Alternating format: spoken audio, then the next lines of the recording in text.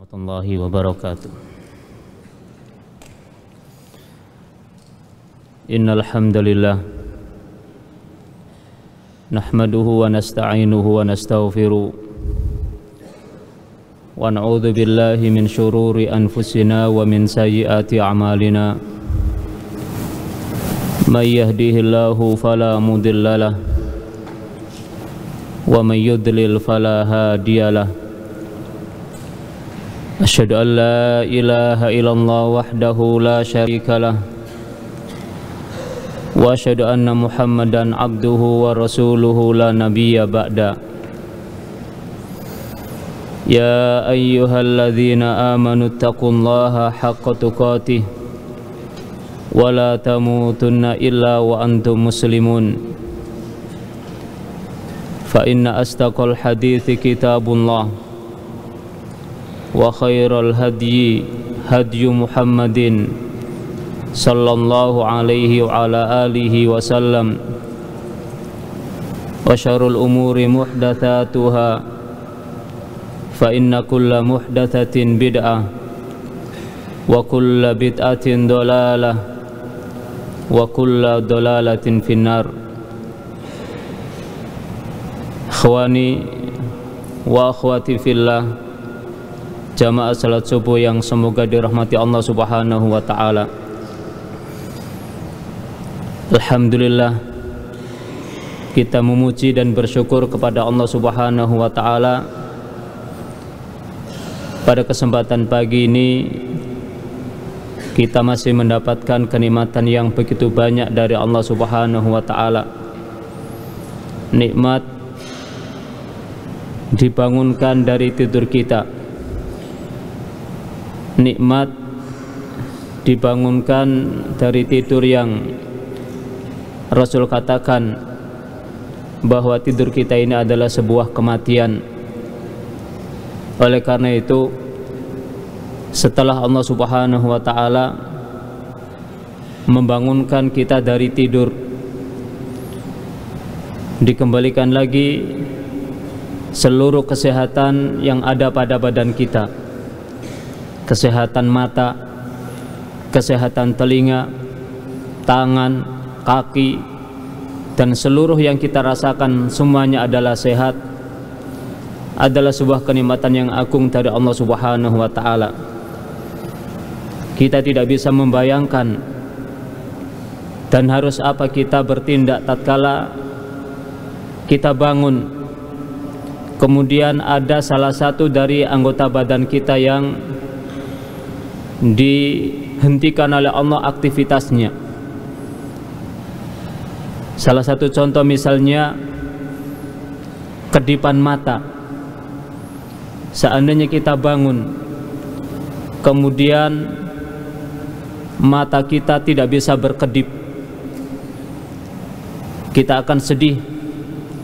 Kita akan menghubungi orang-orang yang bisa mengembalikan kedipan mata, sampai pun dengan harus mengeluarkan biaya yang begitu besar. Kita bisa bernafas secara normal, kita bisa menggerakkan tangan kita semuanya. Maka ketahuilah ikhwani fillah, a'azzani Allahu wa iyyakum, itu adalah sebuah kenikmatan yang besar yang Allah Ta'ala berikan kepada kita. Karenanya untuk bersyukur, diantara untuk bersyukur kepada Allah Subhanahu wa Ta'ala dengan dikembalikan kesehatan-kesehatan tersebut, minimalnya kita atau pertamanya kita dengan berdoa kepada Allah Subhanahu wa Ta'ala. Doa bangun tidur. Terkadang kita lupa dengan doa tersebut. Alhamdulillahilladzi ahyana ba'dama amatana wa ilaihin nusyur. Dibaca enggak doa ini? Ini doa yang diajarkan oleh guru-guru kita di TPA dulu atau di TK dulu. Tapi doa ini bukan hanya untuk anak TK, bukan hanya untuk anak TPA, tapi untuk kita semuanya. Maka jangan lupakan doa tersebut untuk dibaca selalu tatkala Allah Subhanahu wa taala membangunkan kita kembali setelah kita tidur, setelah kita mati.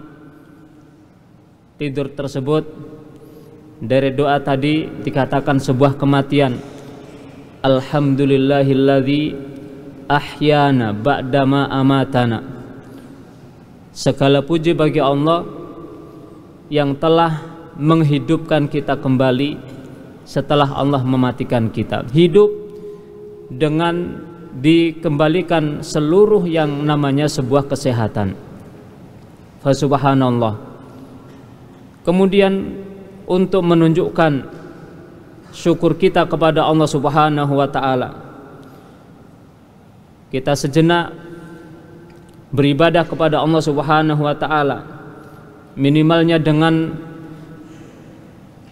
melaksanakan sholat witir sebagai salah satu bentuk ittiba kita kepada Rasul alaihi salatu wassalam, karena beliau tidak pernah meninggalkan witir baik dalam keadaan beliau berada tidak safar maupun beliau dalam keadaan safar.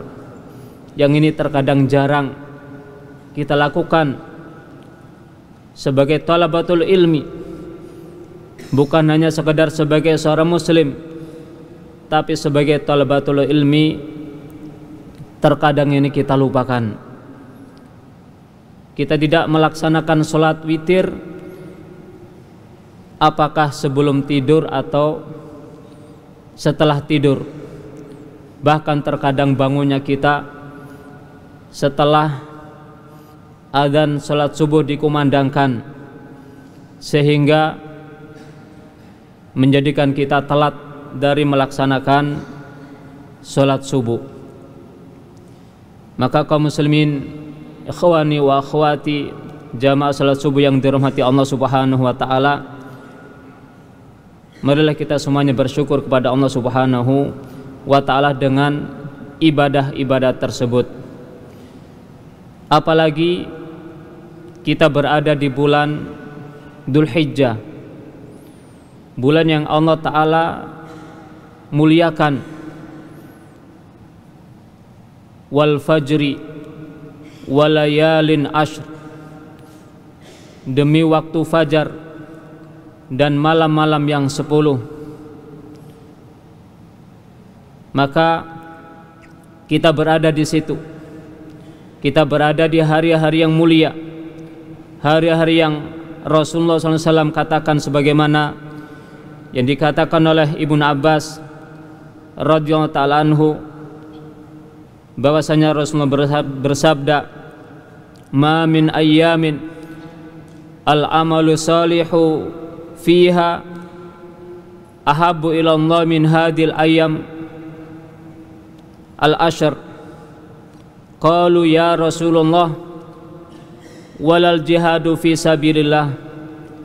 Qala walal jihadu fi sabilillah illa rajulun kharaja bi nafsihi wa malih falam yarji min dzalika bi syai'in.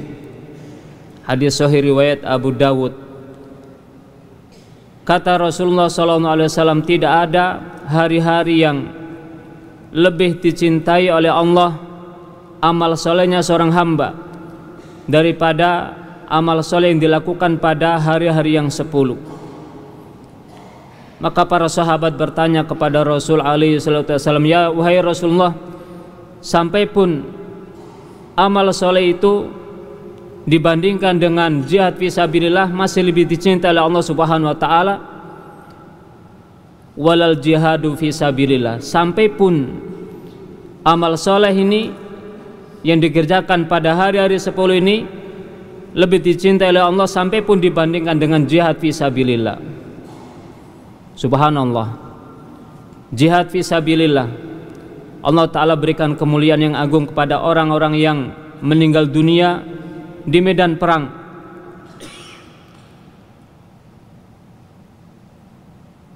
Tetapi keutamaannya, atau jika seseorang beramal soleh pada hari-hari yang 10 ini lebih dicintai oleh Allah Ta'ala daripada jihad fisabilillah. Kecuali kata Rasulullah, rajulun, kecuali seseorang yang keluar dari rumahnya, kharaja binafsihi wa malih, dia keluar dengan jiwa dan hartanya sendiri. Kalau di zaman dulu dengan kudanya sendiri, dengan ontanya sendiri, dengan perbekalan sendiri, dengan semua yang dia miliki sendiri. Walam yarji min dzalika bi syai'in, tetapi dia mati di medan perang, pulang hanya tinggal nama. Baru itu lebih baik. Fasubhanallah, kita berada di situ. Kita berada di hari-hari yang amal soleh di dalamnya lebih dicintai oleh Allah Subhanahu wa Ta'ala. Maka sebuah kesempatan yang agung ini hendaknya betul-betul kita gunakan untuk memaksimalkan ibadah kita kepada Allah Subhanahu wa Ta'ala. Di antara yang dianjurkan kepada kita semuanya, dan itu insyaallah dilakukan oleh mayoritas antum sebagai thalabatul ilmi, yaitu menunaikan ibadah siam mulai tanggal 1 sampai tanggal 9 nanti insyaallah ta'ala.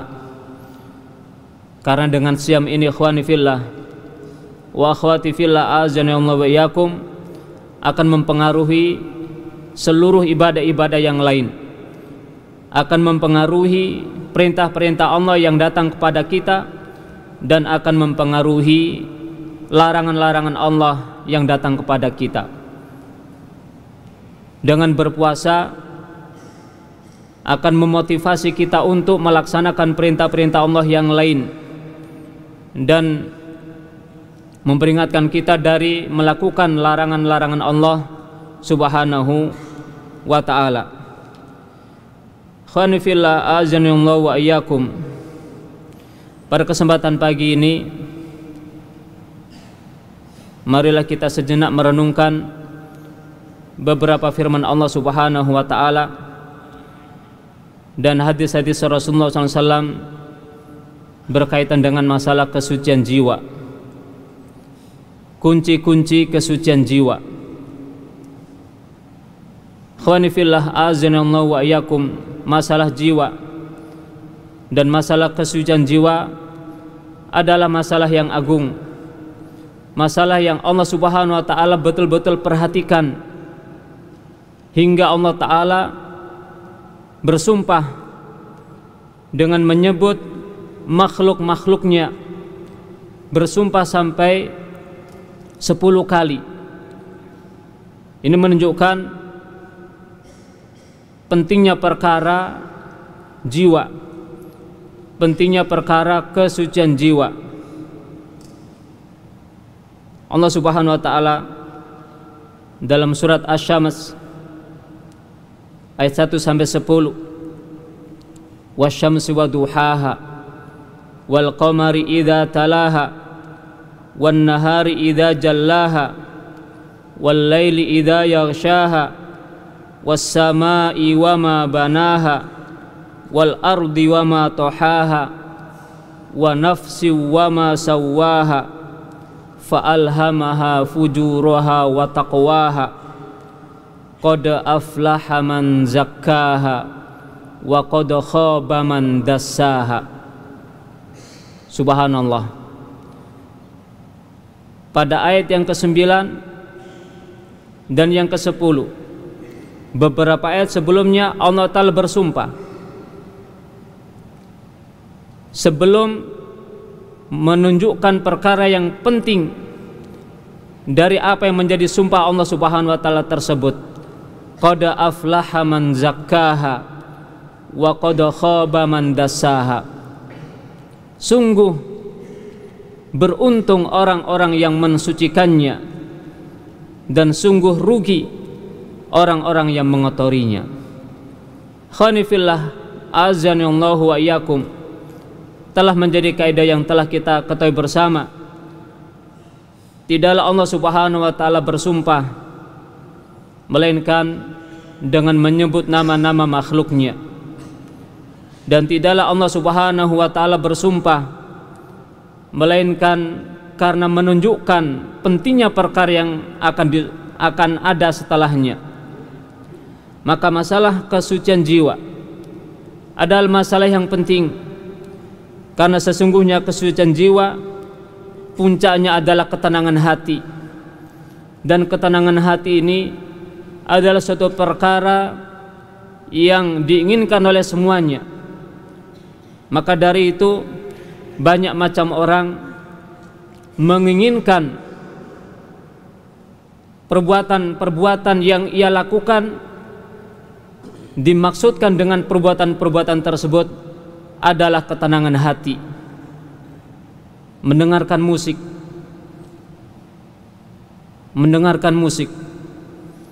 maksud dan tujuan seseorang mendengarkan musik adalah ketenangan hati, ketenangan jiwa. Dia merasa bahwa dengan mendengarkan musik hatinya akan tenang, hatinya akan bersih.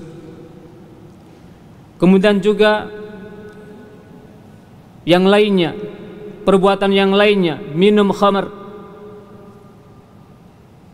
yang memaksudkan dengan minum khamr adalah ketenangan hati. Bagaimana dengan setelah minum dia merasakan ketenangan. Ataupun merokok, dengan perbuatan merokok ini ia maksudkan puncaknya adalah ketenangan hati. Berzikir dengan berjoget, menari-nari, ia maksudkan dengannya adalah untuk mendapatkan ketenangan hati. Ada juga yang lainnya yang dilakukan bersemedi.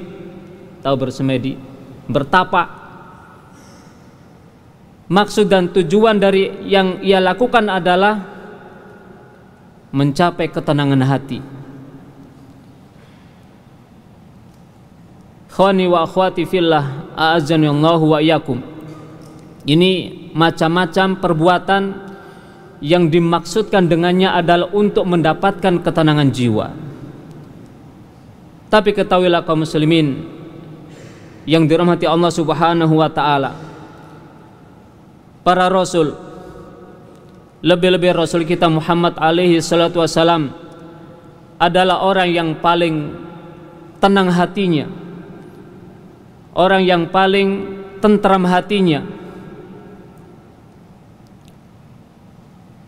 Allah Subhanahu wa taala membimbing mereka bagaimana cara melakukan perbuatan-perbuatan bisa menenangkan hati, sehingga dengan perbuatan tersebut hati para rasul menjadi tenang. Dan salah satu di antaranya adalah rasul kita Muhammad alaihi salatu wassalam. Beliau adalah orang yang paling takut kepada Allah Subhanahu wa taala. Dia adalah orang yang paling takut kepada Allah, paling bertakwa kepada Allah Subhanahu wa taala. Maka dengan bimbingan-bimbingan wahyu Allah Subhanahu wa taala kepada beliau, menjadikan beliau orang yang tenang. Bagaimana tidak tenang? Hal-hal yang dia hadapi, apakah berkaitan dengan pribadi beliau, berkaitan dengan keluarga beliau, berkaitan dengan umat beliau, selalu dia hadapi dengan ketenangan. Karena Allah Subhanahu wa taala membimbing beliau dengan perbuatan-perbuatan bisa menjadikan tenangnya hati. Khawani wa akhwati fillah, a'azzani Allah wa iyyakum. Makanya sahabat Anas bin Malik radhiyallahu ta'ala anhu menceritakan ada beberapa orang yang datang kepada istri-istri Rasulullah SAW. Mereka menanyakan bagaimana ibadahnya Rasulullah SAW. Setelah para ummahatul mukminin ini menjelaskan, karena mereka tahu bagaimana ibadahnya Rasul di rumah, maka orang-orang tersebut ka'annahum taqalluna, mereka menganggap kok sedikit sekali. Tapi sebagian mereka mengatakan bagaimana tidak demikian, padahal Allah Subhanahu wa ta'ala telah mengampuni dosa-dosa beliau yang telah berlalu, dan telah mengampuni dan akan mengampuni dosa-dosa beliau yang akan datang.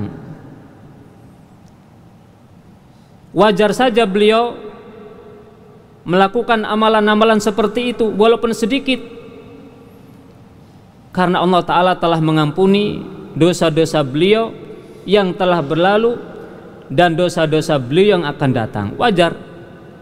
Jadi ka'annahum taqalluna, sedikit sekali. Akhirnya mereka, sebagian di antara mereka mengatakan, amma ana fa usallil laila abadan. Kalau begitu, aku akan melakukan salat malam terus, enggak tidur-tidur. Yang lain mengatakan, ana asumud dahra, aku akan melakukan puasa sepanjang hari. Yang lain mengatakan, wa ana a'tazilun nisa, enggak nikah. Sehingga dengan perbuatan-perbuatan tersebut menjadi orang-orang yang mencapai puncak ketenangan ibadah kepada Allah Subhanahu wa ta'ala, mencapai puncak ketenangan hati. Salat malam, jika antum melakukannya, apalagi di sepertiga malam yang akhir, di saat teman-teman kita tidur, maka kita akan mendapatkan ketenangan, karena kita langsung bermunajah kepada Allah Subhanahu wa ta'ala. Apalagi yang kita baca, kita resapi, kita tadabburi makna-maknanya, maka kita akan mendapatkan ketenangan. Demikian pula dengan berpuasa tadi akan mempengaruhi seluruh ibadah. Demikian pula dengan menjauhi wanita, tidak menikahinya, karena jika menikah terkadang menyibukkan seseorang dari beribadah kepada Allah Subhanahu wa ta'ala. Tiga macam orang ini maksud dan tujuannya adalah untuk mencapai ketenangan jiwa. Tapi hal itu didengarkan oleh Rasulullah SAW. Antum taquluna kada wa kada. Apakah kalian yang mengatakan demikian dan demikian? Wallahi inni la akhsyakum lillahi wa atqakum lahu. Ketahuilah wahai para sahabat, aku adalah orang yang paling takut kepada Allah. Aku adalah orang yang paling takwa kepada Allah Subhanahu wa ta'ala.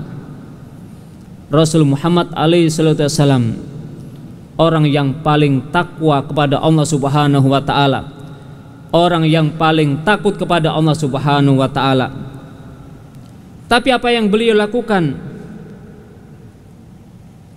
Akan tetapi, walakinni asumu wa uftiru, aku juga berpuasa, aku juga tidak berpuasa.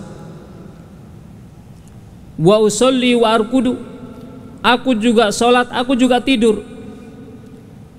Wa atazawwajun nisa, aku pun juga menikahi wanita. Faman raghiba an sunnati falaysa minni, maka barang siapa yang benci dari sunnahku, maka dia bukan golonganku.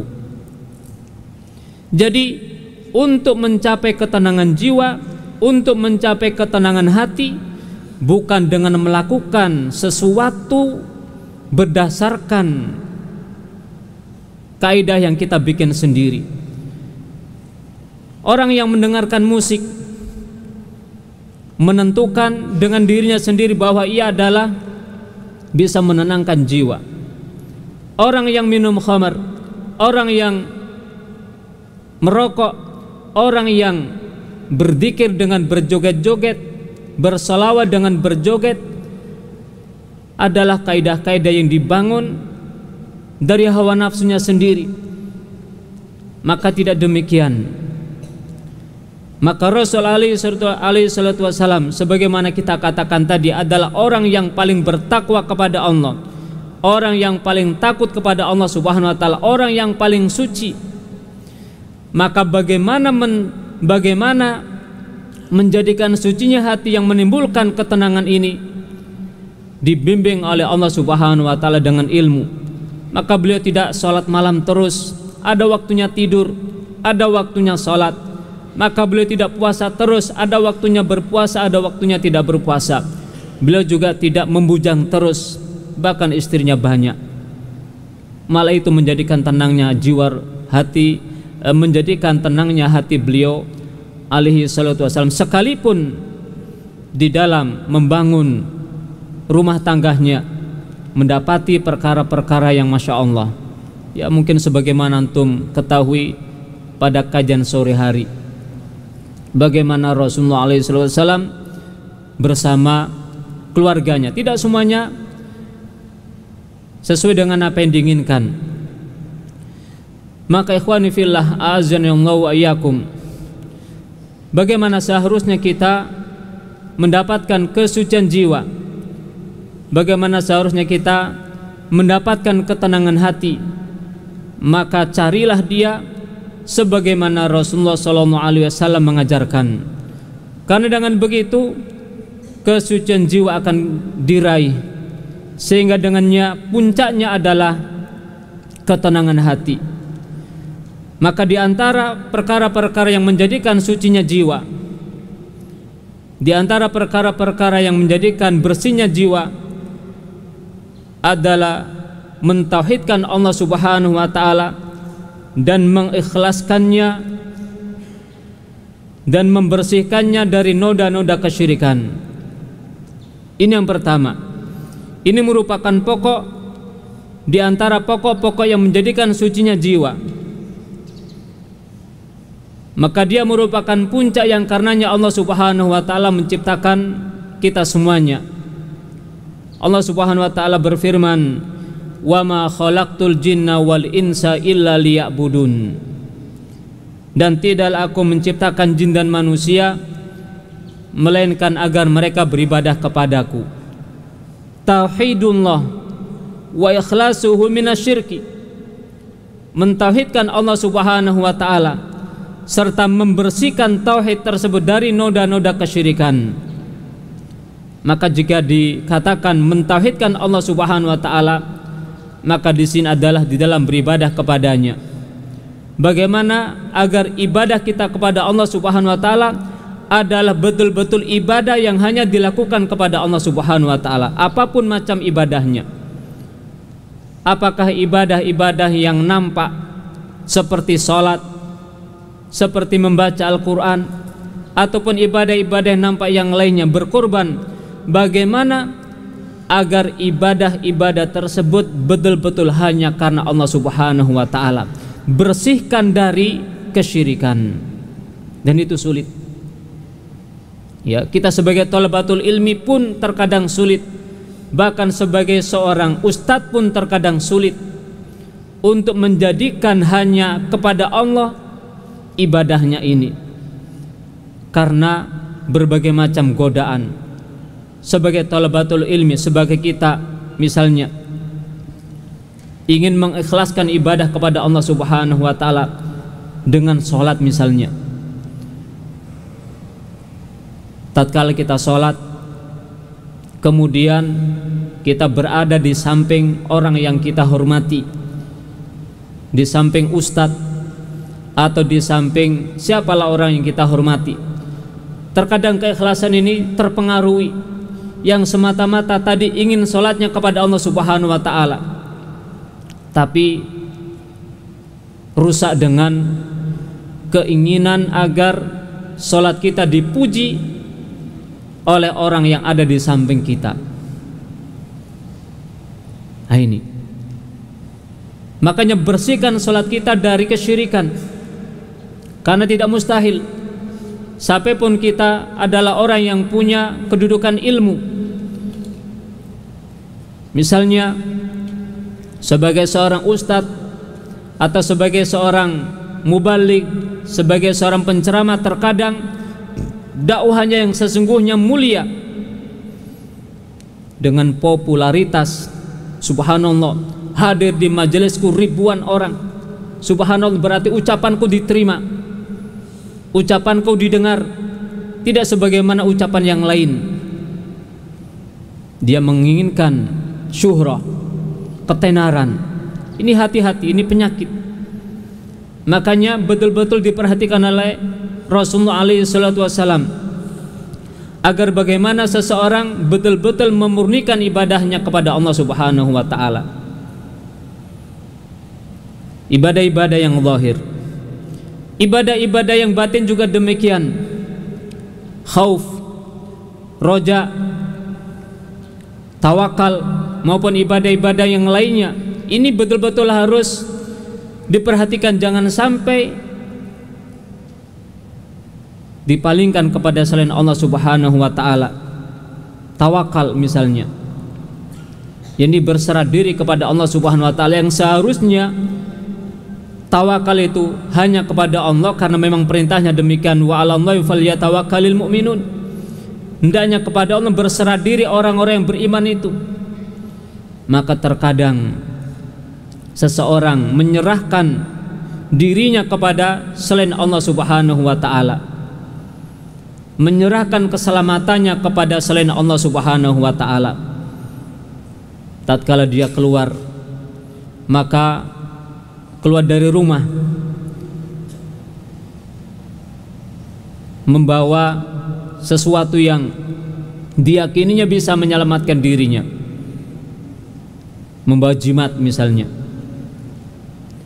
maka dia merasa bahwa keselamatan dirinya ada pada jimat tersebut, sehingga suatu saat tatkala dia lupa, hatinya gundah, jimatku ketinggalan, keselamatanku terancam. Fasubhanallah, di mana letak tawakalnya kepada Allah Subhanahu wa taala? Ada lagi karena rasa takut, ya, rasa takut yang tidak kepada Allah Subhanahu wa taala, melintasi sebuah tempat, dia berpamitan dulu dengan apa yang diyakininya sebagai penunggu. Nggak ada orang, nggak ada apa, dia bilang, "Mbah, nyun sewu mau lewat." Pernah dengar seperti itu? Entah mendengar sendiri atau mendengar kisahnya.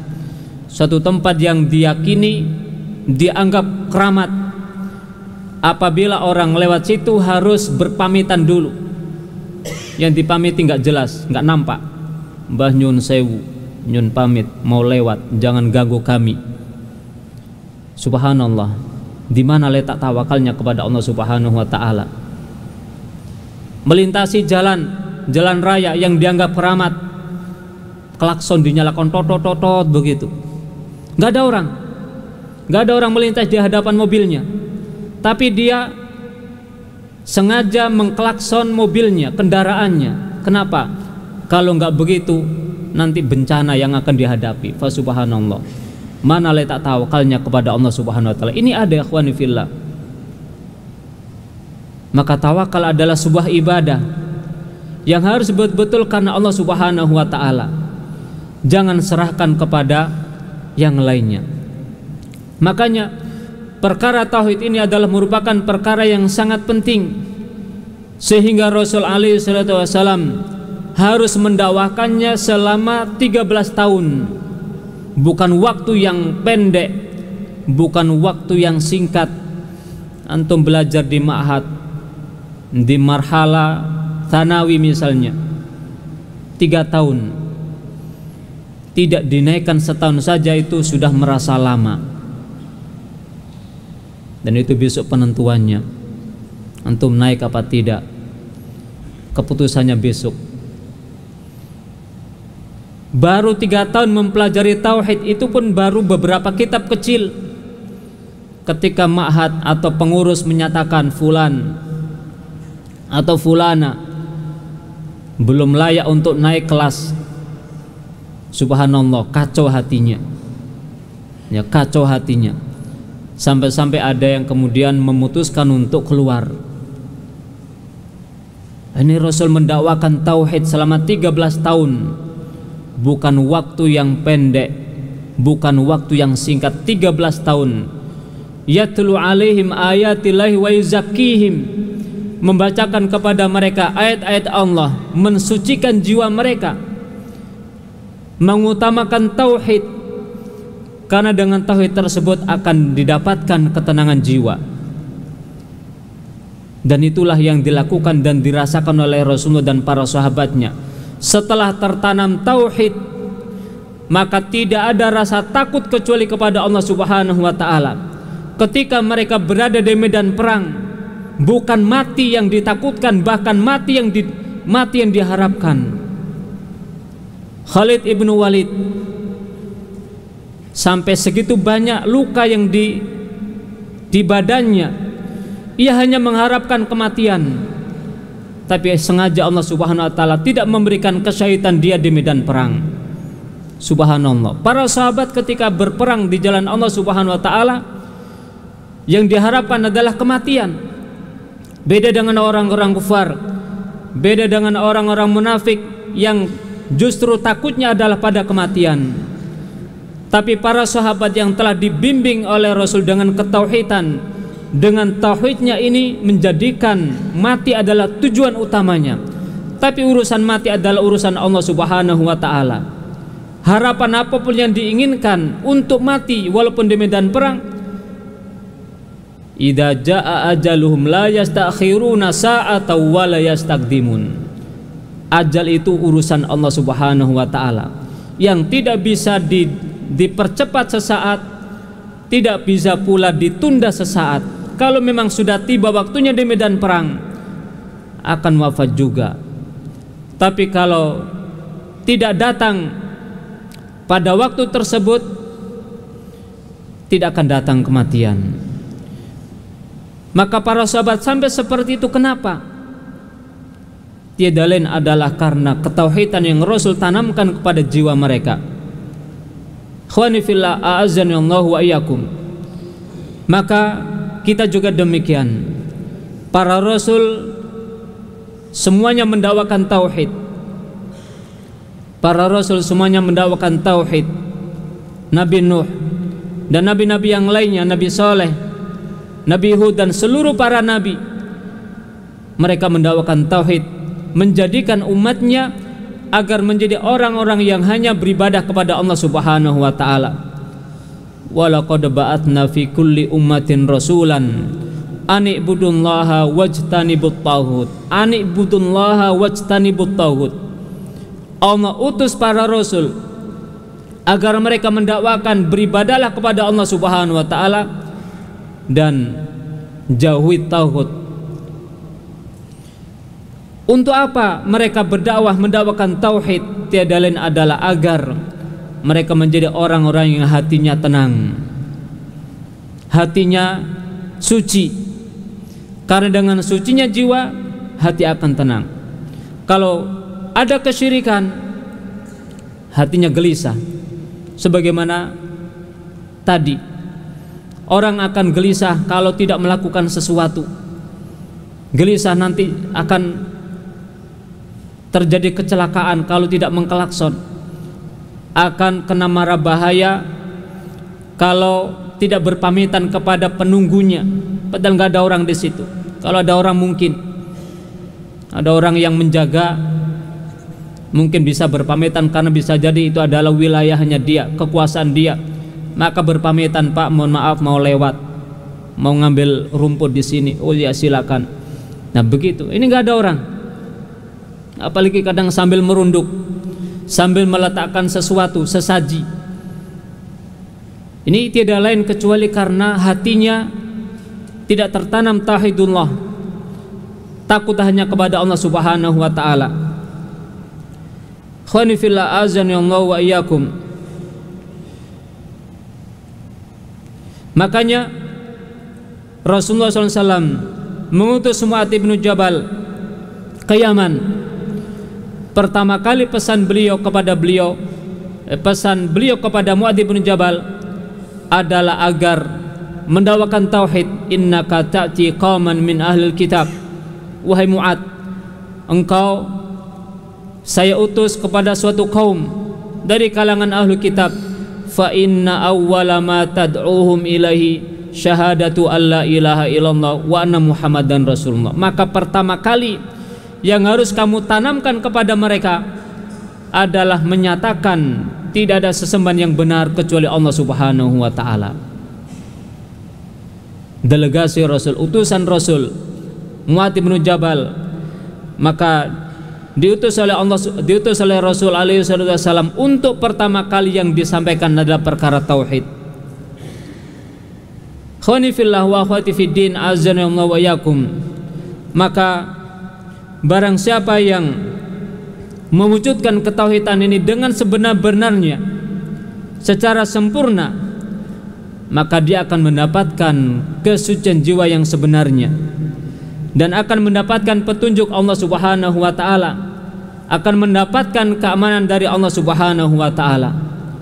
Allah berfirman, alladzina amanu wa lam yalbisu imanahum bidzulmin ulaika lahumul amnu wa hum muhtadun. Orang-orang yang beriman dan tidak mencampurkan keimanan mereka dengan kezaliman, dengan kesyirikan, maka merekalah orang-orang yang mendapatkan keamanan dan mendapatkan hidayah Allah Subhanahu wa taala. Khawani fid din, azanallahu wa iyyakum. Kalau kita lanjutkan pembahasan tentang tauhid, cukup panjang pembahasannya, tetapi cukup sebagai garis besar saja bahwa perkara tauhid adalah perkara yang akan bisa menjadikan sucinya jiwa kita, menjadikan bersihnya jiwa kita. Kemudian yang kedua, di antara hal yang akan bisa menjadikan sucinya jiwa kita semuanya adalah menjadikan teladan dan menjadikan qudwah secara benar, yaitu Rasulullah SAW. Artinya menjadikan Rasulullah SAW sebagai qudwah, menjadikan Rasul SAW sebagai suri teladan. Kenapa demikian? Karena beliau adalah orang yang paling suci hatinya, orang yang paling bersih hatinya. Maka barang siapa yang menginginkan kesucian jiwa, yang menginginkan ketenangan hati, maka jadikan orang tersebut sebagai teladan, jadikan orang tersebut sebagai qudwah kita semuanya. Allah Subhanahu wa taala berfirman, laqad kana lakum fi rasulillahi uswatun hasanatun liman kana yarjullaha wal yawmal akhir wa dzakarallaha katsira. Sungguh telah ada bagi kalian pada diri Rasul alaihi salatu wasallam sebagai uswah yang baik, sebagai teladan yang baik bagi orang-orang yang mengharapkan Allah Subhanahu wa taala dan mengharapkan hari akhir, dan ia banyak berzikir kepada Allah Subhanahu wa taala. Al-Imam Ibnu Katsir rahimahullah menjelaskan, hadhil ayatu aslun kabirun fit ta'assi bi Rasulillah sallallahu alaihi wasallam fi aqwalihi wa af'alihi wa ahwalihi.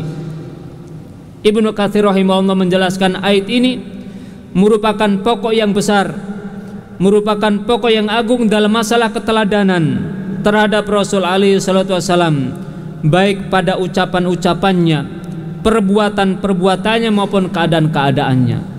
Fa subhanallah ikhwani fillah, a'azzani Allah wa iyyakum. Termasuk di antara sempurnanya syariat Rasul alaihi salatu wasallam, beliau memberikan keteladanan kepada kita bagaimana menjadi sucinya jiwa dengan lisannya, dengan perbuatannya, dan dengan keadaannya.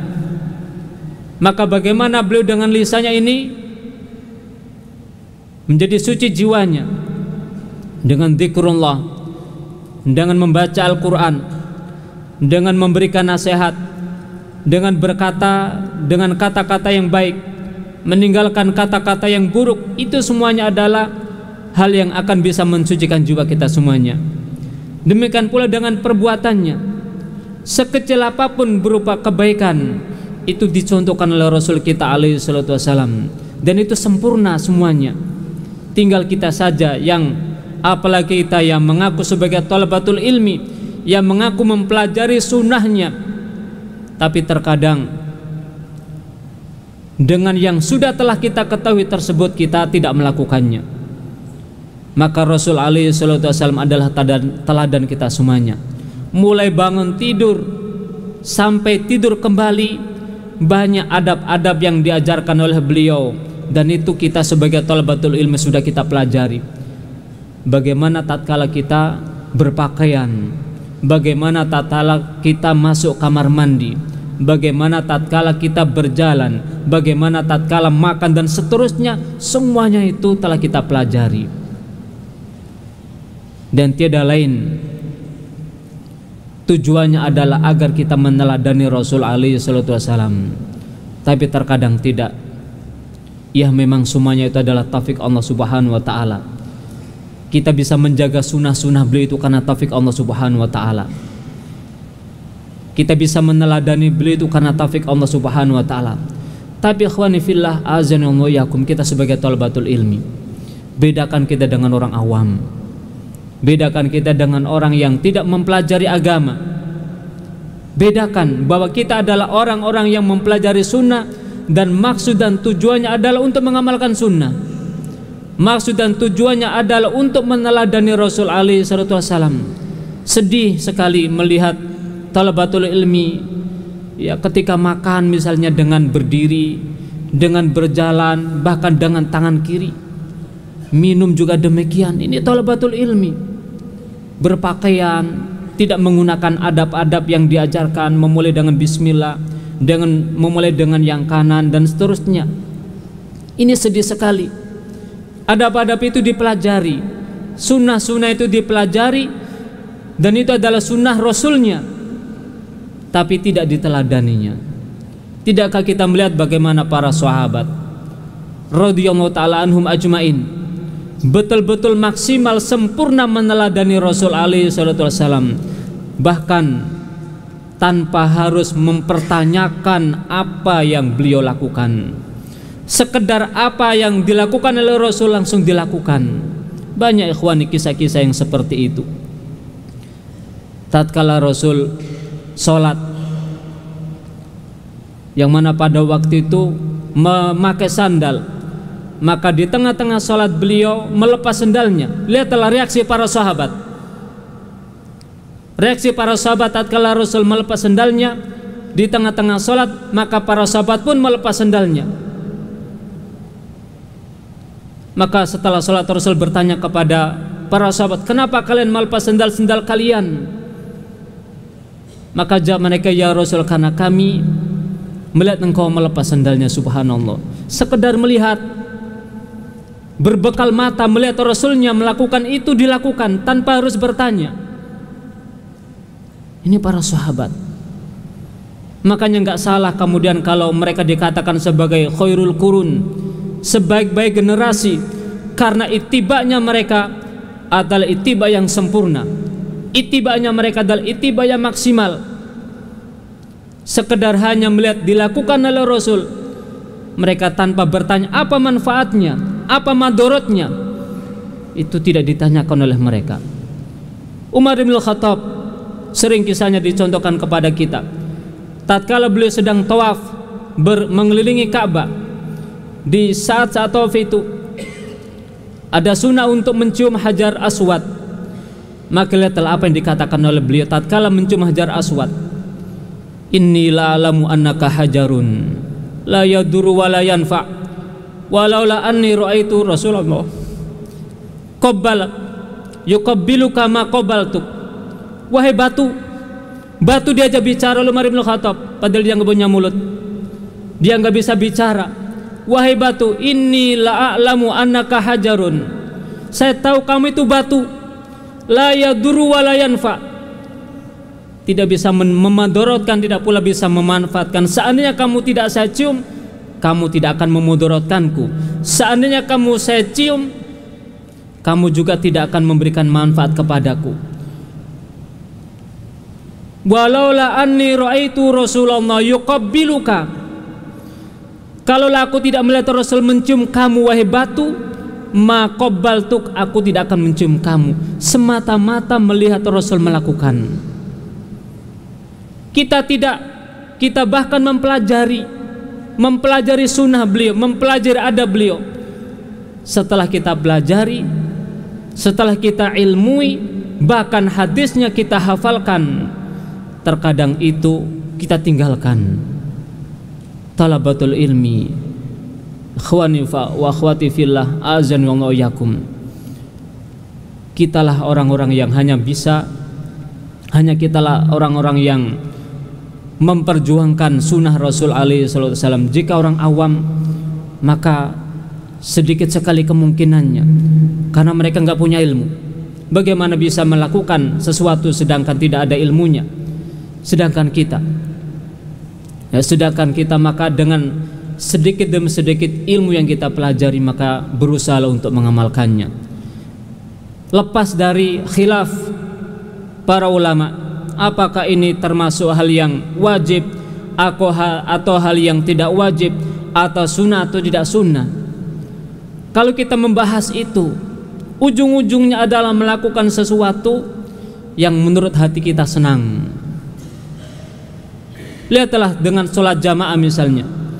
Terhadap sholat jamaah ada yang mengatakan wajib, ulama kita mengatakan wajib, ada yang mengatakan tidak wajib. Tapi lihatlah banyaknya orang bagaimana mereka melakukan. Walaupun tidak wajib, mereka mengatakan sholat berjamaah lebih utama daripada sholat di rumah. Tapi kenyataannya bagaimana? Apakah mereka memilih sholat dengan berjamaah? Tidak. Bahkan terkadang malah tidak sholat. Memilih pendapat tidak wajib, memilih pendapat sholat adalah sebuah keutamaan, lebih utama daripada sholat sendiri. Tapi yang dipilih malah tidak sholat. Iya. Ukurannya apa? Karena hawa nafsu sebetulnya. Seandainya mereka mengatakan lebih utama, dan itu yang mereka ambil, masjid-masjid, musola-musola akan penuh dengan kaum muslimin, karena mereka melakukan sesuatu yang lebih utama. Khawani fillah azanallahu wa iyyakum. Maka untuk mendapatkan kesucian jiwa, teladanilah Rasul kita alaihi salatu wassalam, sekecil apapun itu perbuatannya. Ingatlah bahwa ini adalah sunnah Rasul, ini adalah perbuatan Rasul, itu saja. Lepas dari khilaful ulama, Rasul melakukan ini, memakai sendal, berjalan, makan, minum, berpakaian, masuk kamar mandi, keluar kamar mandi. Yakini bahwa kebaikan yang dilakukan adalah sunnah Rasul alaihi salatu wasallam. Jika itu, ikhwani fillah azani wa yakum, hidup ini sunnah. Hidup ini sunnah. Dan kita adalah orang-orang yang punya peran penting di dalam melaksanakannya, karena kita mempelajarinya. Ikhwani fillah azani wa yakum. Asy'abdur Razak hafizallahu ta'ala berkata, fattiba'ur Rasul Muhammadin sallallahu alaihi wasallam wa ta'assi bihi dalilun ala sidqi mahabbatillahi ta'ala. Maka mengikuti Rasul alaihi salatu wasallam dan meneladani beliau menunjukkan benarnya pernyataan cinta seseorang kepada Allah Subhanahu wa taala. Li'annal ittiba'a wal iktida'a bin nabi sallallahu alaihi wasallam ala minhajihil qawimi huwa ainu tazkiyah. Karena sesungguhnya ittiba kepada Rasul, meneladani Nabi sallallahu alaihi wasallam dan berjalan di atas manhajnya yang lurus adalah hakikat kesucian jiwa itu sendiri. Wala yumkinul wusulu ilaiha bi ghairi ma jaa bihi Rasul sallallahu alaihi wasallam. Dan tidak mungkin seseorang meraih kesucian jiwa melainkan dengan cara meneladani Rasul alaihi salatu wasallam. Yang kedua, banyak loh ikhwan, kita sebut 3 saja. Yang ketiga, yang terakhir adalah ad-du'a, berdoa kepada Allah Subhanahu wa taala. maka doa adalah kunci kesucian jiwa kita semuanya. Abu Hurairah radhiyallahu ta'ala anhu menuturkan, Rasulullah SAW bersabda, laisa syai'un akram 'ala Allahi ta'ala minad du'a.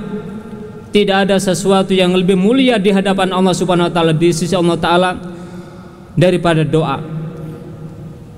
Maka doa punya peran penting untuk menjadikan sucinya jiwa kita. Karena yang mampu untuk bisanya kita melakukan sesuatu adalah Allah Subhanahu wa taala. Walaupun ilmu kita pelajari, tahu sunnah-sunnah, tahu macam-macam perbuatan Rasul, tapi kalau tidak kita dukung dengan doa, maka bisa jadi itu hanya sekedar sebagai pengetahuan saja. Bisa jadi hanya sekedar ilmu yang nempel di otak kita semuanya saja. Maka kita berdoa kepada Allah Subhanahu wa taala agar kita bisa meneladani sunnah Rasulullah, kita bisa bertauhid secara benar, sehingga dengan begitu menjadikan sucinya jiwa. Secara khusus misalnya kita memohon kepada Allah taala kesucian jiwa. Allahumma ati nafsi zakkaha anta khairu man zakkaha. Ya Allah, ati nafsi taqwaha wa zakkiha anta khairu man zakkaha. Ya Allah, datangkan kepada jiwaku ini kesucian jiwa. Datangkan pada diriku kesucian jiwa dan ketakwaannya. Minta kepada Allah sucinya jiwa, minta kepada Allah takwanya diri. Anta khairu man zakkaha, karena engkaulah yang mampu untuk mensucikan jiwa. Makanya kita berdoa kepada Allah Subhanahu wa taala agar menjadikan hati kita ini istiqomah di atas ketakwaan, istiqomah di atas melaksanakan perintah Allah, istiqomah di atas menjauhi larangan Allah. Karena dengan itu terwujud kesucian jiwa yang ujungnya adalah sebuah ketenangan. Kita berdoa kepada Allah Subhanahu wa taala dengan mengatakan, ya muqallibal qulub tsabbit qalbi ala dinik. Ya Allah yang membolak-balikkan hati, karena hati kita ini berbolak-balik. Terkadang hati kita ini sehat, terkadang hati kita ini sakit, bahkan terkadang hati kita ini mati. Sekalipun jasad-jasad kita bergentayangan, terkadang hati ini mati dan kita tidak merasa, tidak tahu kalau hati kita ini mati. Dan tidak di sini pembahasan macam-macam hati di sini. Hati yang sehat, hati yang sakit, dan hati yang mati. Jika dibahas butuh waktu yang lumayan.